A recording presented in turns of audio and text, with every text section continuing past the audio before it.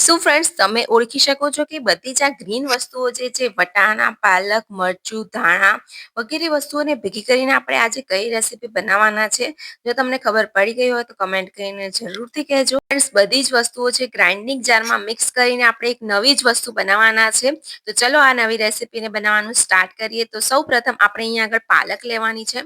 તો મિત્રો તમે જોઈ શકો છો કે પાલકની મેં જે દાંડી હોય છે નીચેની એ ઓલરેડી કાપીને રાખેલી છે અને બને ત્યાં સુધી ગ્રીન અને ફ્રેશ પાલકનો જ આપણે ઉપયોગ કરવાનો છે મિત્રો. તો મેં ઓલરેડી બપોરે સુધારીને રાખી દીધી હતી પાલક અને સાથે જ વટાણા પણ ફૂલીને તૈયાર રાખેલા છે. તો એક વાડકી જેટલા આપણે વટાણા લેવાના છે. હવે અહીંયા આગળ મેં કઢાઈ લીધી છે અને કઢાઈની અંદર આપણે પાણી લઈ લેવાનું છે. તો તમે મિત્રો વિચાર કરતા હશો કે આનું આપણે શું બનાવવા જઈ રહ્યા છે. તો એકદમ સરસ મજાની અત્યારે શિયાળાની સિઝન ચાલી રહ્યા છે તો આ રેસીપી બધાને જ પસંદ આવશે એ મારી ગેરંટી છે ફ્રેન્ડ્સ. તો પાલક ને વટાણાને આપણે સૌથી પહેલા બોઇલ કરી લેવાના છે. બાફી લઈશું વટાણા અને પાલક બંનેને. અને ધાણા જે છે અત્યારે આપણે કાચા જ એની અંદર એડ કરવાના હોય છે. ધાણાને બિલકુલ પણ સ્ટીમ એટલે કે બાફવાની જરૂર નથી મિત્રો. તો પાલકની ક્વોન્ટિટી અત્યારે તમે જોઈ શકો છો એકદમ વધારે છે. પણ જેમ જેમ પાલક જે છે બફાતો જશે એમ એની ક્વોન્ટિટી છે એકદમ અડધી થઈ જશે બિલકુલ. અત્યારે એકદમ ફૂલ ભરેલી એવું ક્વોન્ટિટી વધારે લાગી રહી છે. પણ જેમ જેમ એ બફા છે એમ એમ એની જે ક્વોન્ટિટી છે એકદમ ઓછી થઈ જશે. કારણ કે એકદમ સંકળાઈ જશે. તમે જોઈ શકો છો એકદમ પાલક જે છે એકદમ ઓછો થઈ જશે એની ક્વોન્ટિટી જે છે. તમે જોઈ શકો છો કલર એનો ચેન્જ થઈ જશે. વધારે બિલકુલ પણ બાફવાનું નથી. એક ઉભરો આવે બે ઉભરા આવે ત્યાં સુધી જ આપણે પાલક વટાણાને આપણે સ્ટીમ કરી લેવાના છે. હવે અહીંયા આગળ મેં કાણાવાળું મારી પાસે આ રીતનું વાસણ છે તો એની અંદર મેં કાઢી લીધું છે. કારણ કે આપણે મિત્રો બિલકુલ પણ પાણી નથી જોતું. આ જે બાફી વસ્તુ છે પાલક અને વટાણા બાફ્યા છે એમાં બિલકુલ પણ પાણી ના રહેવું જોઈએ. તો આને 5 થી 10 મિનિટ સુધી અલગ રહેવા દઈશું.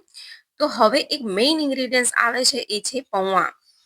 તો અહીંયા આગળ મિત્રો મેં બટાકા પૌવા લીધેલા છે અને પૌવાનો આ રીતનો એકદમ ઝીણો ભૂકો કરી લીધેલો છે. બીજું જે મેઇન વસ્તુ જે છે એ બ્રેડ છે. આ બ્રેડ ઉપયોગથી જે શું થશે મિત્રો એને બાઇન્ડિંગ મળશે. તો બ્રેડ જે છે મેં અહીંયા આગળ મીડિયમ સાઇઝની 4 બ્રેડ લીધેલી છે અને એને મિક્સરની જારની અંદર આપણે એનો ભૂકો કરી લઈશું. આ રીતની નાની નાની પહેલા ભૂકો કરી અંદર મિક્સરની જારમાં આપણે લઈ લઈશું અને બ્રેડનો ભૂકો કરી લેવાનો છે.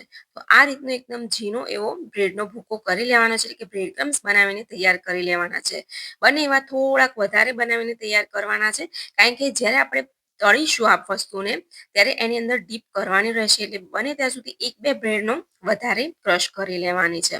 હવે મિત્રો મિક્સરની જારની અંદર આપણે જે પાલક અને વટાણા છે એને પણ ગ્રાઇન્ડ કરી લઈશું. એની એક પેસ્ટ બનાવીને તૈયાર કરવાની છે પ્યુરે. તો તમે જોઈ શકો છો એકદમ ગ્રીન એવી આપણે પ્યુરે બનીને તૈયાર થશે.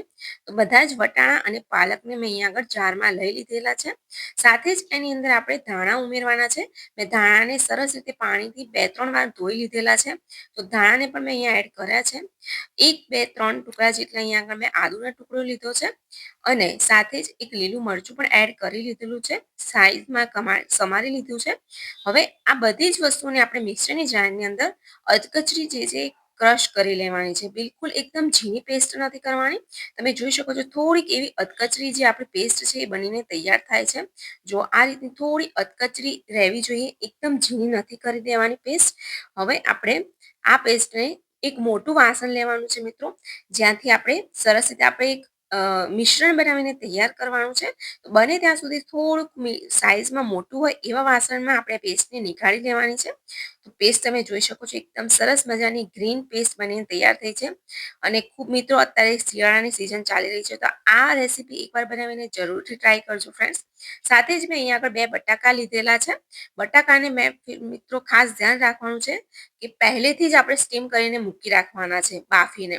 કારણ કે આ વસ્તુ એવી છે ને કે કોઈ પણ વસ્તુની અંદર પાણી બિલકુલ ના રહેવું જોઈએ.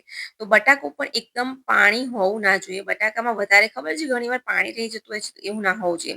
હવે આપણે જે પૌવાનો ભૂકો તૈયાર કરેલો છે તો એ આખો જ બધી જ જે છે અહીં આગળ મેં પૌવાનો ભૂકો એડ કરી દીધેલો છે મિશ્રણની અંદર. આનાથી શું થશે કે આપણે જે વાનગી બનાવ્યા છે એ બાઇન્ડિંગ સરસ આવશે અને સાથે જ બ્રેડ ક્રમ્સ જે તૈયાર રાખેલા છે તો બ્રેડ ક્રમ્સને પણ આની અંદર એડ કરી દઈશું. થોડોક બ્રેડ ક્રમ્સ મેં સાઈડમાં રાખ્યા છે કારણ કે છેલ્લે જો જરૂર પડે તો આપણે એડ કરી શકાય. હવે મિત્રો અહીંયા આગળ મેં કોર્નફ્લોર ઉપયોગ કર્યો છે, તો કોર્નફ્લોર પણ અહીંયા આગળ 2 થી 3 ચમચી જેટલો કોર્નફ્લોર મેં અંદર એડ કરેલો છે. સ્વાદ પ્રમાણે મીઠું એડ કરી દઈશું. હવે બધા મસાલા એડ કરી લઈએ આની અંદર. તો 1 ચમચી જેટલો ગરમ મસાલો પાવડર એડ કરી લઈશું. અડધી ચમચી ધાણા જીરું પાવડર એડ કર્યો છે ફ્રેન્ડ્સ મેં, અને 1 ચમચી લાલ મરચું. ગ્રીન મરચું ઓલરેડી એડ કર્યું છે એટલે બને ત્યાં સુધી ઓછું લાલ મરચું નાખવાનું છે. આમચૂર પાવડર થોડુંક નાખવાનો છે જેથી એની અંદર ખટાશ આવે. હવે આ બધું જ મિશ્રણ જે છે સરસ રીતે આપણે મિક્સ કરી લઈશું. તમે જોઈ શકો છો મિત્રો, આ જ્યારે મિક્સ કરીશું એકદમ સરસ મજાનો ગ્રીન કલર જે છે આવી જશે મિશ્રણની અંદર, અને જોતા જ ખાવાનું મન થઈ જાય એવી સરસ મજાની રેસીપી છે મિત્રો. તો આ સિઝનમાં એકવાર બનાવીને જરૂરથી ટ્રાય કરજો. જો આ રીતે જે છે મેં બધું જ જે મિશ્રણ છે એને મિક્સ કરતું જવાનું છે. હળવા હાથે આપણે મિક્સ કરવાનું છે. તો જોયો આ રીતે મેં અહીંયા મિક્સ કરી લીધું છે બધું જ મિશ્રણ, અને કલર તમે જોઈ શકો છો એકદમ લીલો લીલો ચટક કલર આવી ગયેલો છે. તો આ મિશ્રણ તમે જોઈ શકો છો, મેં થોડુંક એકદમ ઢીલું મિશ્રણ લાગતું હતું તો ઉપરથી થોડોક પૌવાનો પાવડર અને ઉપરથી થોડો બ્રેડ ક્રમ્સ મેં થોડોક વધારે એડ કર્યો છે. કારણ કે મિશ્રણ જે છે બને ત્યાં સુધી થોડું કઠણ હોવું જોઈએ. આપણે એકદમ જે થોડુંક ઢીલું પોચું હશે એવું મિશ્રણ નથી જોતું નથી. બને ત્યાં સુધી થોડું કડક એવું મિશ્રણ બનાવીને તૈયાર કરવાનું છે. તો આ તમને હું મિશ્રણ બતાવી દઉં કે કઈ રીતનું મિશ્રણ આપણું હોવું જોઈએ. જો આ રીતનું એકદમ કડક એવું મિશ્રણ હોવું જોઈએ. જો તોડતાની સાથે આ રીતે એકદમ કઠણ એવું મિશ્રણ બનાવીને તૈયાર કરવાનું છે, જેથી ટીકી જે છે સરળતાથી આપણી બની જાય અને આપણે જ્યારે તળીએ ત્યારે બિલકુલ પણ ફાટી ના જાય, તૂટીને વિખરાઈ ના જાય એ વાતનું ખાસ ધ્યાન રાખવાનું છે. તો આ રીતની ટીકી બને એ વાતનું ખાસ ધ્યાન રાખવાનું. તો જોયેલા આ રીતે મેં અહીંયા આગળ ટીકી બનાવીને તૈયાર કરી લઉં છું. અને સાથેમાં મિત્રો થોડુંક તેલ લેવાનું છે. જો ટીકી ફાટી જાય એવું લાગે તો તમારે આ રીતનું કોઈ પોષણ લેવાનું છે, અને એમ લાગે કે ટીકી આપણી ફાટી જાય છે તો થોડુંક હાથની અંદર તમારે તેલ લગાવી લેવાનું અને પછી ટીકી વાળવાની. તો બિલકુલ પણ આપણી જે ટીકી છે એ ફાટશે નહીં કે તિરાડ પણ નહીં પડે આજુબાજુ. તો આ રીતે મેં બધી જ ટીકી બનાવીને મિત્રો તૈયાર કરી લીધેલી છે. તમે જોઈ શકો છો આટલામાંથી ખાસી બધી ટીકી બનીને તૈયાર થાય છે. મિનિમમ આપણે 4 થી 5 લોકો આપણે ટીકી જે છે સર્વ કરી શકીએ છીએ. તો મિત્રો અત્યારે તમને ખબર પડી ગઈ છે, હું અત્યારે બનાવવા જઈ રહી છું હરાભરા કબાબ.